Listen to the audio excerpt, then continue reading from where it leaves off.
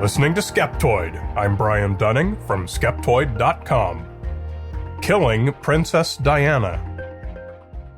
It was perhaps a certainty that the most famous royal celebrity death of the 20th century would attract conspiracy theories. So it's not surprising that that's exactly what happened when Diana, Princess of Wales, died in a car accident in 1997. She'd been divorced from Charles, Prince of Wales, for about a year, and she and her boyfriend, Dodi Al-Fayed, were in Paris. The story of that evening had all the elements of an international caper: money, royalty, luxury, celebrity, sex, drugs, and death. How could this calamity, at once a small family tragedy and the greatest show on the worldwide stage, have not attracted attention of every kind: sadness, anger, outrage, and charges of crime and conspiracy? Diana and Dodi had just spent 9 days aboard the Al-Fayed family's enormous motor yacht, the Sonnecal, off the French and Italian Riviera. They stopped to overnight in Paris at the Ritz Hotel, owned by Dodi's billionaire father, Mohammed Al-Fayed. After midnight, they left the hotel and headed to an apartment that he also owned, a short drive away. They were in the back seat of a Mercedes S-Class sedan driven by Henri Paul, the hotel's deputy head of security. Paul was drunk and on antidepressants. In the front passenger seat was Trevor Rees-Jones, Dodi's bodyguard. None of them were wearing seatbelts. As so often happens to members of the royal family, they were pursued by a number of paparazzi photographers in other cars. Paul drove faster to try and get away from the paparazzi. Just before the Mercedes started down the ramp into an underpass tunnel, Paul swerved slightly to avoid a slower car but grazed it. He then began to fishtail, at which point he effectively lost control of the Mercedes.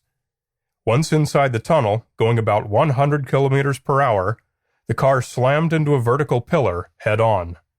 It spun and struck the wall, facing backward. Half a dozen paparazzi were on the scene and remained until authorities arrived 4 minutes later. 7 of them were arrested. It was 12:30 in the morning. Paul and Dodi died on impact. Trevor Rees-Jones suffered severe facial and head injuries, ultimately recovering but with no memory of the accident. Diana was fatally injured and died some 3.5 hours later at the hospital. 6 months later, Mohammed Al-Fayed claimed his son and Diana had been murdered by British intelligence. Why? Because the Al-Fayed family was Muslim.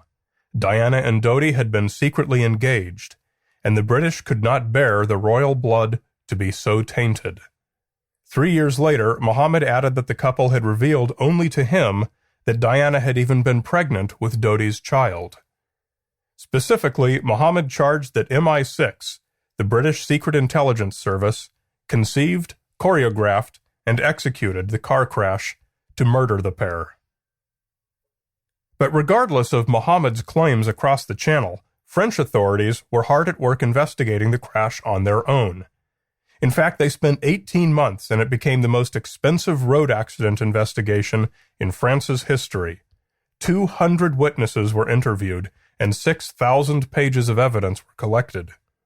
Finally, in September of 1999, French magistrates issued a one-page summary of their findings. They determined the crash was caused primarily by Henri Paul's drunken state combined with excessive speed, and that Dodi and Diana would have survived if they'd been wearing their seatbelts. The magistrates strongly criticized the paparazzi's behavior, but did not find that they'd broken any laws and recommended that no action be taken against them. Although the British Crown welcomed and accepted the findings in the report, Mohammed was not in the least bit convinced. During the British inquest into the deaths, Mohammed's public allegations of a government conspiracy constituted an accusation of a criminal act that took place on British soil. Therefore, it was necessary for the police to open an investigation. And just as the JFK conspiracy has the Warren Commission report, and the 9/11 attacks had the 9/11 Commission report, Mohammed's accusations also resulted in a full-blown, official government report looking into the claims of conspiracy. It was called Operation Paget. The Paget report, prepared by the Metropolitan Police, is 832 pages long and was made available to the public online. Its 16 chapters went into great depth on each of the 16 basic areas that Muhammad had claimed were inconsistent with an accident, and consistent with MI6 having ordered the assassination. Upon its completion, the report was delivered to the inquest. The jury determined that Diana's death was the result of an unlawful killing by Henri Paul, due to his intoxicated state. It blamed grossly negligent driving of the following vehicles and of the Mercedes. That determination was not made lightly. Every one of Muhammad's conspiracy claims, totaling some 175 in number, had to be investigated and its findings presented to the jury. One by one, every single claim, without exception, was found to be without any supporting evidence. We'll take a brief look at just a few of the best known, and keep in mind this is not remotely comprehensive. Why didn't any security cameras record what happened in the tunnel?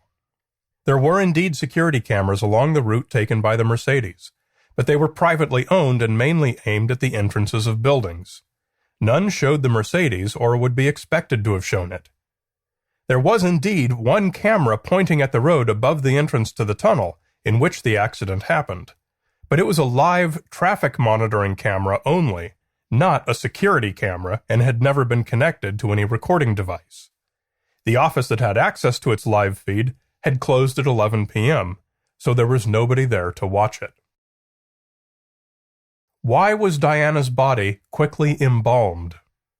The Paris hospital where Diana died embalmed her body that same day, which is unusual in itself and legally unacceptable when a body is going to have a post-mortem examination, which was certainly the case with Diana.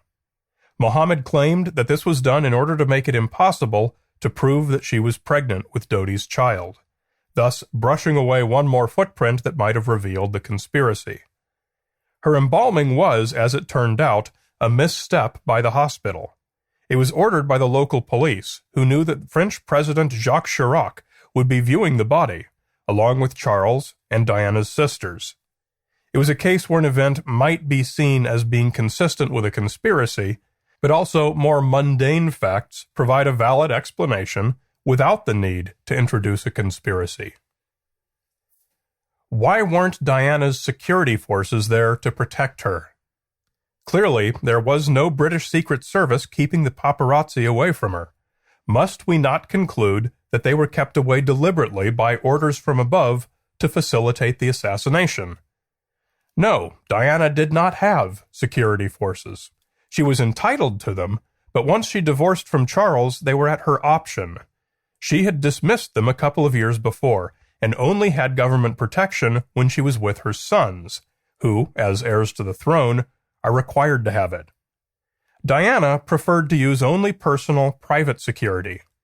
On this yacht vacation and Paris stopover, the only security she wanted around were the men provided by the Al-Fayed family, who on this particular night were Henri Paul and Trevor Rees-Jones. What about the white Fiat Uno? Forensic examination of the wrecked Mercedes proved that at some point it had grazed another vehicle, which left some of its paint. Analysis of the paint proved that it was a commercial paint called Bianco Corfu 224, possibly 210, which was used on Fiat Uno automobiles manufactured from 1983 to 1987. This was consistent with a car that was remembered by some of the pursuing paparazzi. Despite a massive dragnet by French authorities that tracked down and examined some 2,000 white Fiat Unos, no suspect car was ever found. Every few years, something has come out in the news with some new claim about some Fiat Uno, but none has ever panned out. It hardly matters. If MI6 was going to murder Diana, planning to have a Fiat Uno lightly tap her heavy Mercedes S-Class on the road was hardly the most reliable way to guarantee the job would be done. As I studied the Diana conspiracy claims, I thought mostly and with great empathy about Mohammed Al-Fayed. I've known too many parents who lost children, and I can't think of anything worse for a person to go through. We don't need scientific studies or peer-reviewed articles to tell us that most parents will do anything to protect their children, or go through any fight against any foe that threatens them. All too often, there is no tangible foe, no fight that can be fought. Wherever a parent can find such a threat, raw parental instinct practically forces the parent to act. Even if 99% of Muhammad's claims proved groundless, that 1% would have given him a battlefield on which to fight to defend his son. In short, the only craziness behind the Diana conspiracy claims is that which consumes every loving parent. Seconds after the crash, when the first of the paparazzi arrived on the scene, they found steam and boiling water splattering out of the freshly wrecked Mercedes. The pillar had driven a gash that divided the front half of the car in two, all the way to where the windshield had been. 24-year-old photographer Romuald Rott ran over and saw no movement from the bodies inside. While the others called emergency services, Rott opened the right rear passenger door where Diana had been sitting. That one door was somehow almost completely undamaged. She was jammed on the floor behind the front passenger seat, facing up, and was conscious. Rott, who had first aid training, took her pulse and told her to keep calm, that help was on the way. Diana said, "Oh my God, oh my God." There was no hope of saving her. Her pulmonary vein had been torn, among other internal injuries. Rott and the 6 other paparazzi on the scene were arrested and taken away, and Diana went into cardiac arrest. The Princess of Wales was gone, and Mohammed Al-Fayed lost his first son. 1,000 if-onlys were part of the reason. If they'd stayed on the boat another day, if they'd stayed at the hotel instead of going to the apartment, if they'd left a few minutes later or a few minutes sooner, if a traffic signal had been different, if Paul had zigged rather than zagged, if they'd worn their seatbelts, if there had been railings inside the tunnel, if they hadn't stopped over in Paris at all. There were a million paths they could have been on that night, and no one could have predicted it. No one could have stopped it. No one could have directed it.